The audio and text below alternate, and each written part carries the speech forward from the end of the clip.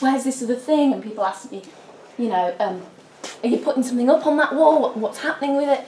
And slowly it was really interesting to hear the dialogue that went on around it, because people started to realise that that non-place, that non-wall that couldn't comfortably change the way you moved around the room was actually the sculpture, was actually the artwork.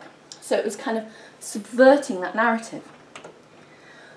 And then there was a bit of a shift in my practice, because I left my MA studio, which was probably half the size of this, shared with 2 people, and having lots of space to make really big things, to working at home and working in between jobs, and a whole other element of narrative came in. And when I all of a sudden had to buy all my materials, I became very aware that I couldn't feasibly afford to make these big, massive sculptural things anymore, or hundreds and hundreds of concrete or plaster blocks. And I thought, well, why would I? And I actually became really aware of my own set of values, and one of them being I'm really interested in sustainability and environment.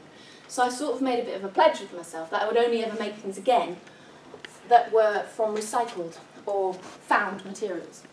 And I started to make work at home, and I also started to record bits of conversation. So I didn't really have time to divulge or to indulge in great bodies of text that gave me these really interesting, intricate ideas anymore, because I was working 35 hours a week and it was snippets and it's whatever else. So my ideas became pocketed and became in a different way.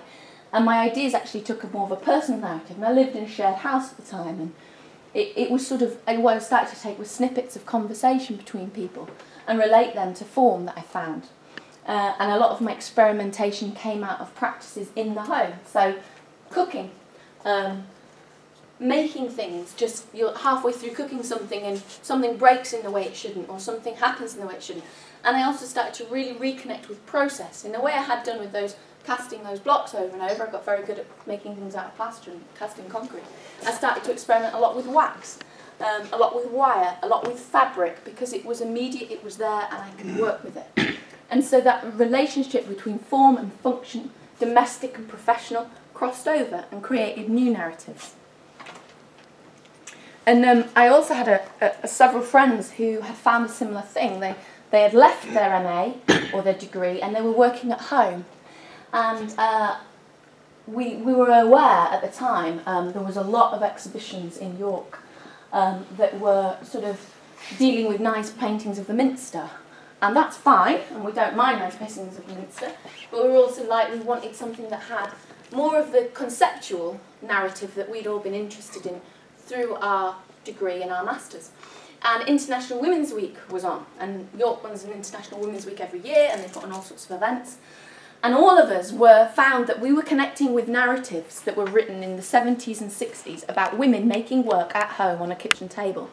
Now, I'd been brought up, and I'd never ever considered my gender before. It never stopped me in life. I'd never been told I couldn't do anything because I was a woman or a girl.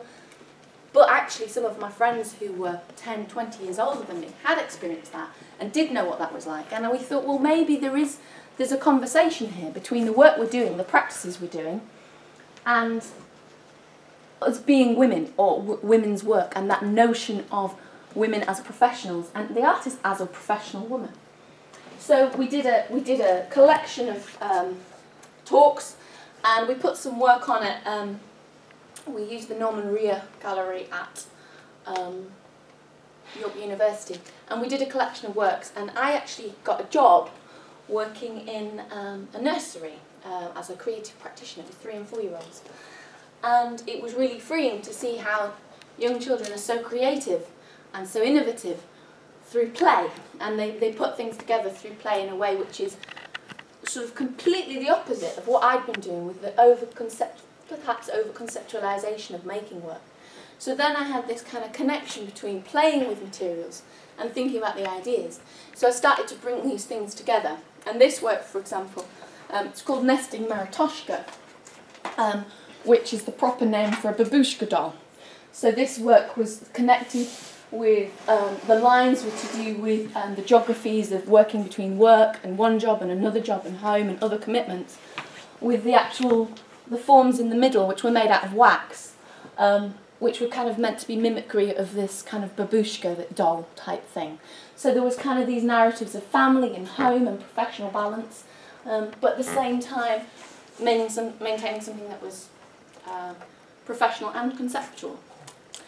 So that leads me to the most recent, if you like, work that's on here.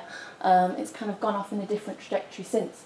But then, after teaching a little bit with early years, and after spending several years applying for commissions and getting some and not getting others, and sending my work off, and work being exhibited in places that maybe you don't even go to sometimes, you pack your work off and you send it in a box, and if you're lucky it might come back to you with a photograph of it, or it might not, but you get told that it went up, and it was, and you sort of, it's a very odd relationship you have with your work, because although we'd love to travel all over the world exhibiting our work all the time, we don't all have that budget or that facility.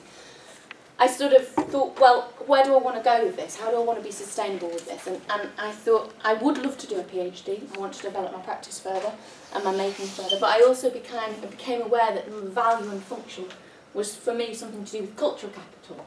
So about people, about knowledge, about how art can change people's ways of thinking, people's ideas, people's conversations.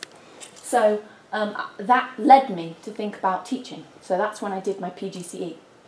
And while I did my PGCE, I thought, right, I'm going to set myself a challenge that I'm going to do a drawing every day, because then I've not stopped making art as well. So I did. And most of these ended up on a post-it note, and they were like absolutely tiny. But I ended up after about 200 days with all these little tiny drawings, which were completely abstract. And most of them were made in contexts like this, when I was listening to somebody waffle on like me, and sort of half drifting in, drifting out. And I ended up with these collection of drawings, and I thought I need to do something with these. So, and at the same time, I was been asked to teach textiles. And I used to sew, but I hadn't done anything for a long time, so I thought, right, I'm gonna force myself to re-engage with process. So I took all these tiny drawings and became quite selective with them, and went through a process of hand dyeing materials, old clothes, personal things with natural dyes and natural foods. And then I put these together into quilts. So these are effectively small pieces of quilt displayed between sandwich pieces of glass. And I suppose there's sort of like fractions of thought, really, that was just a sort of a working practice at the time.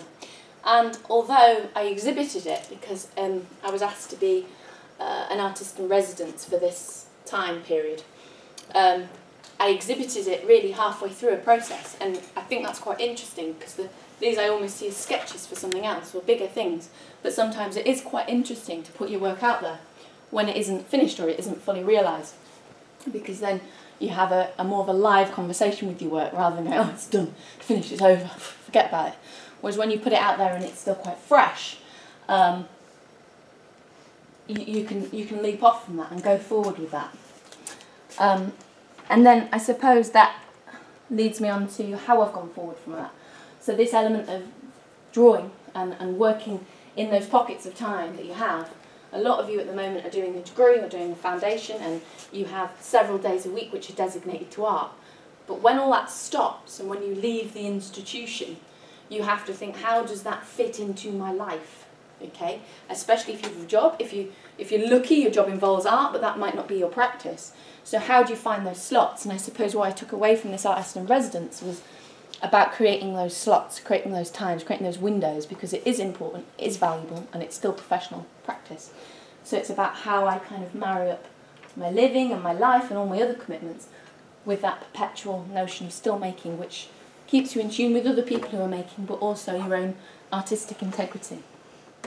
So my advice would be, going through that process, would be socialise and play. Now that seems quite odd advice at the end of that, but what I mean by socialise is I mean network. So you will not believe the strength of your networks around you. So one reason we've got you all together, and we want to get you all together as a group of art and design students, is that you are stronger as a whole than you are individually. You will have people in this room that have got exactly the same interests as you, exactly the same kind of concerns and questions as you. You might not know them. You will be in an area where there are exhibitions going on, there are professionals, and people generally want to share this information. You need to connect. You need to connect when you're a student, because you can't wait until you've finished all your art education and go out in the world and go, right, now I need to get a job, or now I need to work in a gallery, or now I need to get volunteer experience. You need to be doing that while you're an art student, whatever area you want to go in, so you've got that professional context that you can integrate into. And play, okay? Some of the best work I feel I've made, some of the most interesting ideas have come from playing. If we set everything out before we start, we know where we're going. We're performing to the idea. We're just carrying it out, okay? Walk into the studio, sometimes random bits of materials, and whack them together in any whole way how. I've asked all my students in the foundation today to bring in 5 artificial materials. They've all brought in completely different things. And all the time you make choices. And sometimes those choices, we don't know about the choices we're making. But actually they're still quite revealing about our practice and about our making.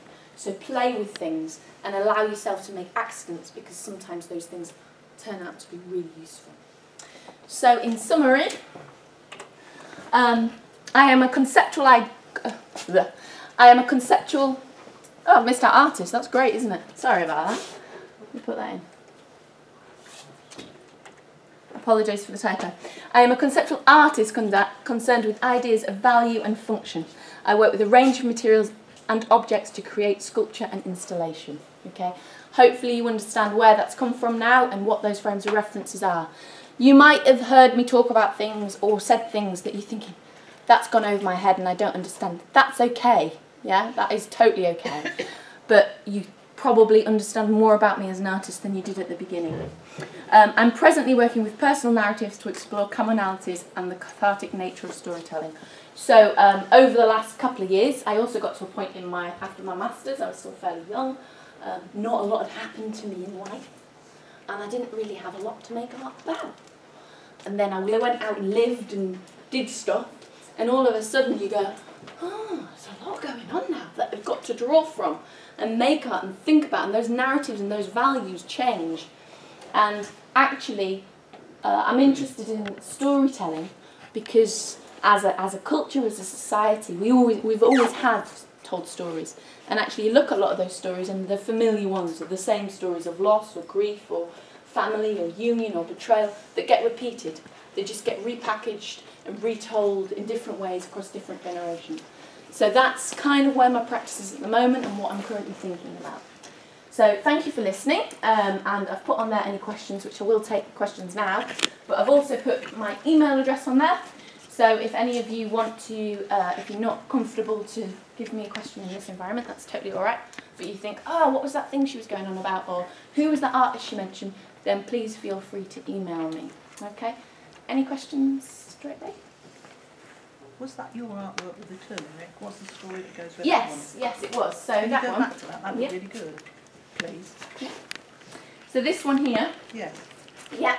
So this came from totally that moment of playing. Okay, I've been doing these drawings for ages, and I wanted to make them sculptural. So I thought, right, well, how can I draw with concrete? Because I wanted to create something. And I actually got a piping bag, and I poured concrete into it, about to draw, and then I got it in there and I went, and I just looked at it and I saw this form and this structure, which then I spent a lot of time filling up various plastic things with plaster or concrete. And in the end I ended up with a lot of these kind of conical type forms. And as we were making work in the kitchen all the time, there was a huge thing at the time about turmeric, you know, it was good for everything, it was going to save the world, it was topical, and it was, you know, and actually, I am totally the sort of person that someone says, if you've got to have 3 juices with spinach in and whatever, I'll do it, you know. I'm like, yes, that's what I should do, you know.